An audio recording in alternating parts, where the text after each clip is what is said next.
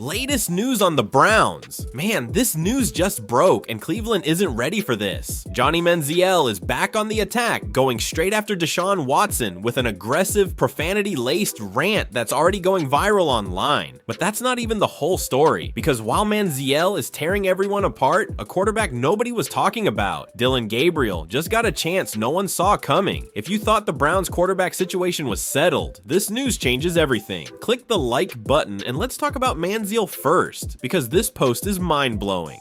Johnny Manziel has never let go of his beef with the Cleveland Browns, and this week he unloaded again, all because some old comments of his resurfaced. Here's what happened. Cleveland radio host Tony Rizzo and his co-host were talking about an old clip of Manziel on the Nightcap podcast, where he said he still roots against the Browns. That was enough to set Johnny off. Manziel fired back at Rizzo directly, calling him out in the nastiest way possible. He said these comments were from back in October, but the Cleveland media doesn't have anything else to talk about now because, and this is the shot heard around the league, their quarterback stopped banging massage therapists, so all they've got left is talking about how much the team keeps losing. Yeah, that's a direct jab at Deshaun Watson. And look, we all know why that line hits different. Watson was suspended by the NFL for off-field legal trouble, and he faced more than 24 lawsuits accusing him of sexual misconduct and assault, a lot of it stemming from massage therapy sessions. So when Manziel throws that out there, everybody in Cleveland knows exactly who he's talking about.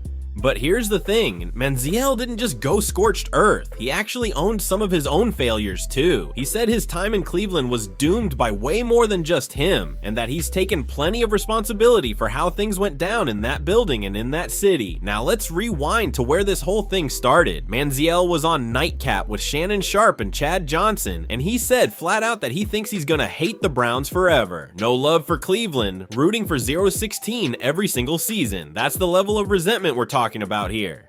And when he clapped back this week, Manziel didn't stop at Rizzo and Watson. He brought up the whole era. He mentioned Justin Gilbert, the first-round pick taken right before him that year, and Mike Petting, the coach hired at the time. His point, even Tom Brady couldn't have won with that 2015 roster. Then he told everybody to move on and leave him out of it. Let's be real about how Manziel's Browns tenure actually went. He played just 14 games across 2 seasons, went 2-6 as a starter, threw for 1,675 yards, 7 touchdowns, and 7 picks before Cleveland cut him loose in 2016. Not exactly a resume that backs up talking trash, but that's Johnny for you. Now, why does the Watson jab matter so much? Because Cleveland gave up 3 first-round picks to trade for Watson back in 2022 and handed him a fully guaranteed $230 million contract. That deal was controversial from day one because of the allegations against him, and on the field, it just hasn't worked out. Watson's played only 19 games as a Brown. He missed the entire last season recovering from 2 Achilles surgeries, and now he's walking into a legit quarterback competition heading into training camp, with Shedeur Sanders breathing down his neck. Dillon Gabriel and rookie Taylon Green are in the room too, but they're not expected to factor into who's QB1. So yeah, Manziel's rant wasn't just a random insult, it landed right in the middle of one of the most tense quarterback situations in the entire NFL. And that's not even the full story here. There's more to this same drama that just came out, and it makes Manziel look even worse. If you're thinking about taking a shot at Johnny Manziel, you better be ready for what comes back, because this guy does not let things go. Let's go back to September of last year. Manziel was on Shannon Sharpe's Nightcap podcast, and he went off on the Browns, saying he wanted them to go 0-16 during the 2025 season. His exact reasoning was pretty raw. He said he'll always be viewed through the lens of all the hype and media attention that surrounded him, and how the city of Cleveland expected him to be great, and it just didn't pan out. So his mindset became, forget it. I'm going to be mad at them and hate them forever. No love for the Browns, rooting for a losing season every single year. Now here's where it gets interesting. For some reason, ESPN Cleveland host Tony Rizzo waited all the way until June, 9 months later, to finally respond to those comments. Rizzo's response was basically, what did anyone even do to you besides root for you to win?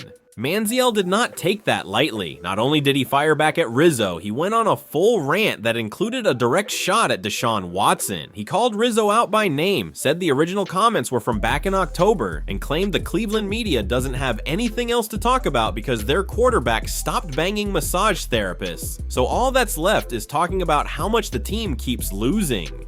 But Manziel didn't stop there. He actually took some accountability too, saying his time in Cleveland was doomed by way more people than just himself, and that he's already owned his share of the failures in that building and in that city. Then he pivoted right back to offense, bringing up Justin Gilbert, the 6th overall pick from that same draft class, and Mike Pettin, the head coach at the time. His argument, not even Tom Brady could have won with that 2015 roster. So basically, don't put this all on me and leave me out of it. Now let's talk about why Manziel never lived up to the hype in Cleveland. In college at Texas A&M, the guy was electric. 7,820 passing yards, 2,169 rushing yards, and 93 total touchdowns for his career. He was must-watch TV, but once he got to the NFL, it just never translated. In 14 games with the Browns, he completed 57% of his passes for 1,075 yards, 7 touchdowns, and 7 interceptions. Alright, let's step away from the drama for a second because there's actual football news you need to hear, and it involves the most overlooked quarterback on this roster.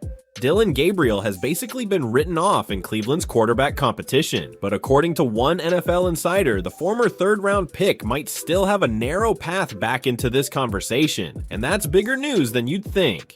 Here's where things stood. The Browns' QB battle has been framed as a 2-man race between Deshaun Watson and Shedeur Sanders.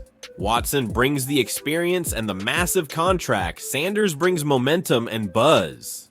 Those two have been getting all the first-team reps throughout OTAs and minicamp. Even rookie Taylon Green, a 6th-round pick, has drawn attention because of his unique athletic profile that could carve out a specialized role for him. Gabriel, meanwhile, has kind of been the forgotten man in this crowded quarterback room, but ESPN's Field Yates isn't ready to count him out completely. Not if the Browns actually let this competition play out the way they're saying they will. Yates put it simply, this is the truest quarterback competition in the entire NFL, meaning whoever performs the best in training camp should be the week 1 starter. No politics, no predetermined outcome. And if Gabriel goes out there and balls out in camp and preseason, Yates believes he's absolutely part of that conversation.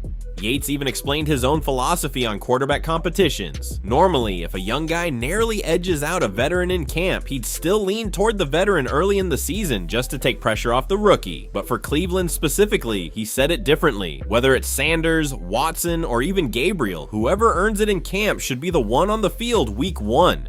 Now, let's be honest, Gabriel hasn't gotten much real consideration as a week 1 option for months now, but if the Browns are serious about keeping this thing open all the way through camp and preseason, there's still a door cracked open for him. Let's talk about why people wrote him off in the first place. Gabriel's rookie year didn't do him any favors. He went 1-5 as a starter, completed 59.5% of his passes, and threw for 937 yards with 7 touchdowns and just 2 interceptions. The numbers weren't a disaster, but the offense never really found rhythm with him running it. The biggest knock on him was that he didn't push the ball downfield enough. Too many short, safe throws, not enough explosive plays. And at 5'11", his size is still part of the conversation. He was a monster in college, but he's still got to prove he can create throwing lanes against NFL-level defenses. Through all the noise around Sanders and Watson, Gabriel stayed pretty quiet about it, saying back in April that he's just focused on running his own race, getting better every day, mastering his reps, and controlling what he can control. But make no mistake, everybody in that quarterback room is feeling the heat heading into camp. Watson's entering the final year of his deal and still has to prove he can stay healthy after missing all of last season with that torn Achilles. If he wants any kind of future in Cleveland, or anywhere beyond this year, he needs to look like the Pro Bowl caliber passer he was back in Houston. Sanders came in as a 5th-round pick, but his rookie year starts gave the team real film to evaluate, and now he's got a legitimate shot at the job. As for Gabriel, he's not just fighting to be part of the conversation, he might be fighting to stay on the roster at all. If he doesn't show something in camp, he could end up the odd man out, especially with Taylon Green lurking as a developmental wild card who could scoop up a roster spot with his athletic upside alone. So yeah, this competition is far from settled, and Gabriel, whether people are talking about him or not, still has a say in how this whole thing plays out. At the end of the day, Cleveland's a mess on and off the field. Manziel's out here setting fires, and nobody actually knows who's starting at QB. You think Gabriel's got a real shot? Drop it in the comments and subscribe so you don't miss a single Browns update.